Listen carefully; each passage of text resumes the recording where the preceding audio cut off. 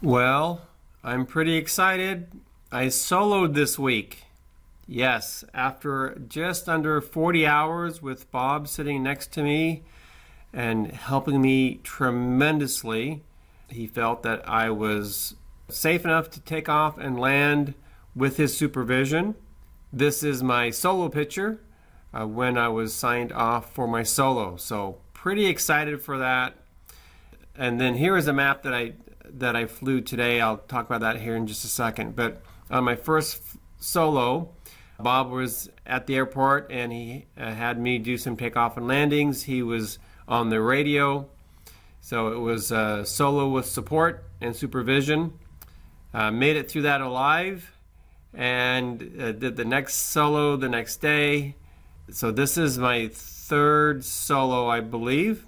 And here I was out practicing some ground reference maneuvers by myself and really enjoying the whole reason why I got my working on my license and why I bought a gyroplane is to just be out and fly. And I tell you, it's an emotional experience to be flying 1,000 feet in the air and just enjoying the beauty and so forth. So let me just explain what happened here.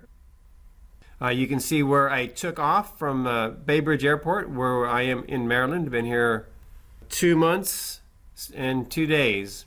So I took off and moved out of the pattern, so I was out of other people's way, even though nobody was in the pattern at the moment.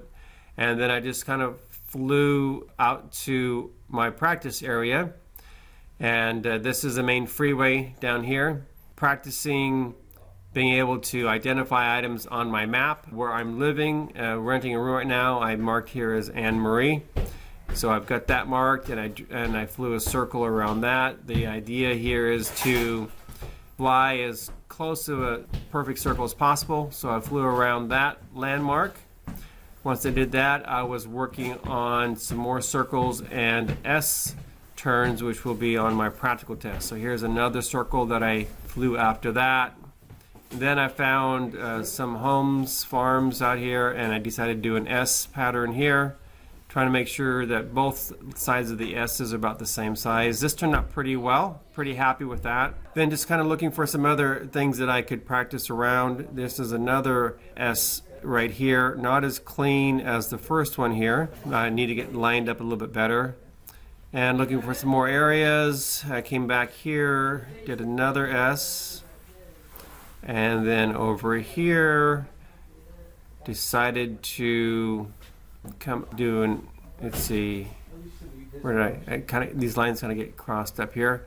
Anyway, I came over here. This is a mall, has a water tower on it, so I went around the water tower. That's a familiar area to practice. Came over a little bit further to the east and did another S maneuver. Pretty clean there. The wind was blowing from the west, so you can see it kind of scrunched up that side of the S, so I need to work on that.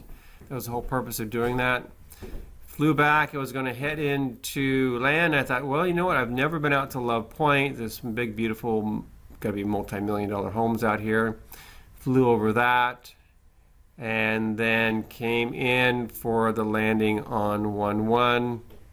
Got into the pattern here, and then landed. This is a map that I have on my iPad. This is ForeFlight, and I was able to save this screenshot to share it with you. So I'm up and flying by myself. I just couldn't be happier. I definitely need some more time before I start doing my practical test, and just really enjoying it at the moment. This is David Gilmore reminding you, if ye are prepared, ye shall not fear. And that's the whole purpose that I've been here for 2 months, is so that I can fly without fear, because I've got training from very, very good instruction with Bob, and always alert, always aware, always in code yellow, so I know what my environment is, can live life without fear through preparation.